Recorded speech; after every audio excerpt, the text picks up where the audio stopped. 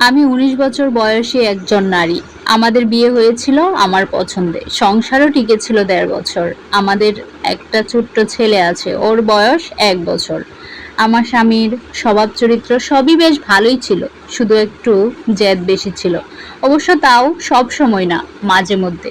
মানুষ ভাবে ওর বদ জেদের জন্যই বুঝি আমি আজ সংসার ছেড়েছি।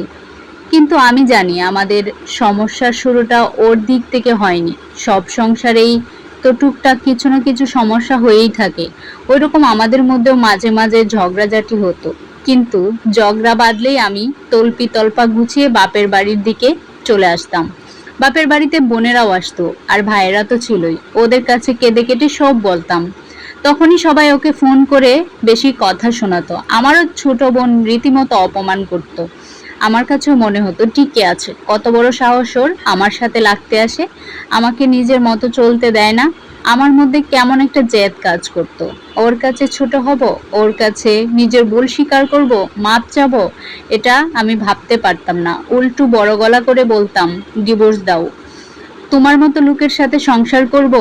তবে ডিভোর্স আমি মন থেকে চাইনি, ওটা ছিল মুখের কথা। ওর সামনে ছোট হওয়ার চাইতে ডিভোর্স চাওয়াটা আমার কাছে সঠিক মনে হতো। একদিনের কথা এখনো মনে পড়ে। সেই দিন ছোট্ট একটা ব্যাপার নিয়ে তর্ক করতে করতে দুজনেই খুব উত্তেজিত হয়ে পড়েছিলাম। রাগে আমার শরীর কাঁপছিল, মুখ দিয়ে যা তা আসছিল, তুই তুকারি গালিগালাজ অপমান কিছুই বাদ যায়নি। এক পর্যায়ে সূর্যের বাঁধ ভেঙে গিয়ে আমার গায়ে হাত তুলে। এর আগে কিংবা পরে কখনোই ও আমার গায়ে হাত তুলেনি, কিন্তু ওই একটা থাপ্পড় ওটাই যথেষ্ট ছিল। আমি বাপের বাড়ি চলে গেলাম। আর হ্যাঁ, বরাবরের মতোই এবারও আমি নিজের দোষের দিকটা না বলে খালি ওর দোষটাই বলে গেলাম। মানুষকে দোষ দিয়ে কী লাভ? সবাইকে যা বলেছি সেটার উপর ভিত্তি করেই তারা বিচার করেছে। পরিবারের সবাই বলল, এমন ছেলের সাথে সংসার করার কোনো দরকার নাই, ঝামেলার ঠুকে দাও। আমি সবার পরামর্শে মামলা করলাম। ওর নামে নারী নির্যাতনের কেস করা হলো। খুব দ্রুতই ওকে পুলিশ ধরে নিয়ে গেল। ওর পরিবার থেকে মুরব্বীরা এসে বারবার অনুরোধ করলো আমি যেন এই কেস তুলে নিই। ভিতরে ভিতরে আমিও চিন্তা করলাম, আচ্ছা, আমার স্বামী কি আসলেই জালেম? ও কি কোনোদিন নিজে থেকে আমার গায়ে হাত তুলেছে? আমি যদি ওকে এত খারাপ কথা না শোনাতাম, তাহলে ও কি আমার গায়ে সেদিন হাত তুলতো? আমার বাবা মা আমাকে বুঝিয়েছিল, আমি যদি এত কিছুর পরও ফিরে যাই তাহলে ও ভাববে আমি বুঝি অসহায়, আমাকে আরো পেয়ে বসবে, আমার উপর ইচ্ছা মতো ছড়ি ঘুরাবে। এবার গায়ে হাত তুললো মানে বারবার একই কাজ করবে। কাজেই নিজে থেকে ফিরে যাওয়ার তো প্রশ্নই আসে না। কিন্তু আমার মনের ভিতরে কে যেন চিৎকার করে বলতো, ও তো এমন লোক না। তবে ও সেদিন আমার গায়ে হাত তুলেছিল, সেদিনই হাত জোর করে আমার কাছে মাপ চেয়েছিল। এসব ভেবে ভেবে আমি মামলা তুলে নিলাম, তবে ওর কাছে ফেরত গেলাম না। কিছুদিন পর দুই পরিবার থেকে বিচার সালিশ হলো।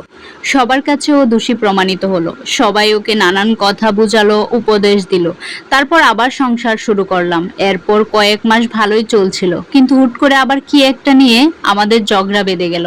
ব্যাস, কাপড় চোপড় গুছিয়ে আবার আমি বাপের বাড়ি গিয়ে উঠলাম। এর মধ্যে শুনলাম ও নাকি খুব অসুস্থ। আমি বাসায় ফিরতে চাইলে আমার পরিবার বলল, এভাবে একটা ঝগড়ার পর একা একা ফিরলে সেটা ভালো দেখায় না। আর আমার বোনদের কথা ছিল, ও সব অসুস্থ টসুস্থ কিছু না, সব বাহানা। আমরা চাচ্ছিলাম ওই পক্ষ থেকে কিছু আত্মীয় স্বজন এসে ওর ভুল স্বীকার করে আমাকে হাতে পায়ে ধরে নিয়ে যাক, কিন্তু এবার কেউ আসলো না। এরও কিছুদিন পর আমাকে ডিভোর্স লেটার পাঠিয়ে দিল। ডিভোর্স লেটার দেখে আমাদের পরিবারের সবাই খুব ক্ষেপে গেল। এত বড় সাহস, মেয়েকে এত কষ্টে রেখে তার উপর ডিভোর্স লেটার পাঠায়। সবার কথায় আমার কাছেও মনে হলো ঠিকই তো, কত বড় সাহস, আমাকে ডিভোর্স দিতে চায়। ওর সব ভুলগুলো চোখের উপর ভাসতে লাগলো। মা বাবা মনে করিয়ে দিল, ও হলো সেই ছেলে যে কিনা আমার গায়ে হাত তুলেছিল। প্রতিশোধের আগুনে জ্বলতে জ্বলতে আমিও ঠিক করলাম এবার ডিভোর্স দিবই। কে চায় এমন ফালতু ছেলের সাথে সংসার করতে? কোর্টে গিয়ে ওকে হেস্তনেস্ত করার চেষ্টা করলাম। আমার মাসিক খরচ বাড়িয়ে একটা আকাশ ছোঁয়া অঙ্ক দাবি করলাম। আমি চাচ্ছিলাম ওর যেন দেয়ালে পিঠ টেকে যায়, যেন নিজে থেকেই আমার কাছে এসে আবার সংসার করতে চায়। আসলে ডিভোর্স হোক এটা আমি কখনোই চাইনি, কিন্তু জিদ আমাকে খেয়ে নিচ্ছিল। আগ বাড়িয়ে ওকে ডিভোর্স তুলে নিতে বলা আমার পক্ষে অসম্ভব। ওর কাছে ছোট হওয়া আমি মানতে পারিনি।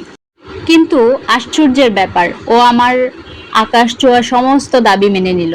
আমাদের ছেলেকে আমি পেয়ে গেলাম, ভরণ পোষণ, মাসিক খরচ, ওর সম্পত্তি সব। বিনিময়ে ও পেল শুধু ডিভোর্স। আমাদের ডিভোর্স হয়েছে আজ 3.5 বছর। ও আবারও বিয়ে করেছে, সুখে আছে বোঝা যায়। আসলে ওর মতো নির্জনজা স্বামীকে নিয়ে মেয়েরা হয়তো সুখেই থাকবে। এখন আমার নিজের কথা ভেবে আফসোস হয়। মানুষের মুখের কথা কখনো কখনো ছুরির চেয়ে ধারালো হতে পারে।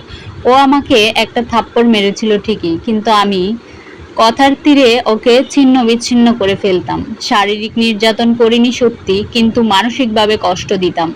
এসব কথা আমার মাকে, বাবাকে কখনোই বলা হয়নি। নিজের দোষের কথা মানুষ কতটাই বা বলে। মাঝে মাঝে ভাবি, ইস, আমার পরিবার যদি একটু নিজে থেকে বুঝে আমার সংসার করার উপদেশ দিত। তখন আমি ওর কাছে ফিরে যেতে চাইতাম। তখন ওর খারাপটা না বলে যদি কিছু ভালো দিক বলতাম, তাহলে হয়তো এমনটা হতো না। ডিভোর্সের আগে শ্বশুরবাড়ি জেলখানার মতো মনে হতো। ডিভোর্সের পর এখন নিজের বাড়ি দুজকের মতো লাগছে। এমন পরিস্থিতি যেন কারো না হোক। ডিভোর্স কখনো সুখ দেয় না, কমপক্ষে কোনো মেয়ে সুখী হতে পারে না। এটা একটা ডিভোর্সি মেয়ের জীবন কাহিনী, বাস্তব জীবন কাহিনী।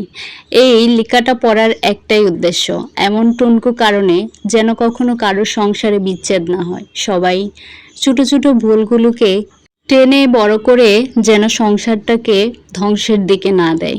ছোট ছোট ভুলগুলো যেন নিজেরা সংশোধন করার চেষ্টা করে। এগুলো যেন পরিবারের বা তৃতীয় পক্ষের দ্বারা বাজ বা বিচার বিবেচনা করার প্রয়োজন না পড়ে। নিজেদের ছোট ছোট ঝামেলাগুলো যেন নিজেরাই মিটাতে পারে। তাহলেই আর ডিভোর্স হবে না। ছোট ছোট ভুলগুলোর কারণেই কিন্তু ম্যাক্সিমাম ক্ষেত্রে ডিভোর্স হয়।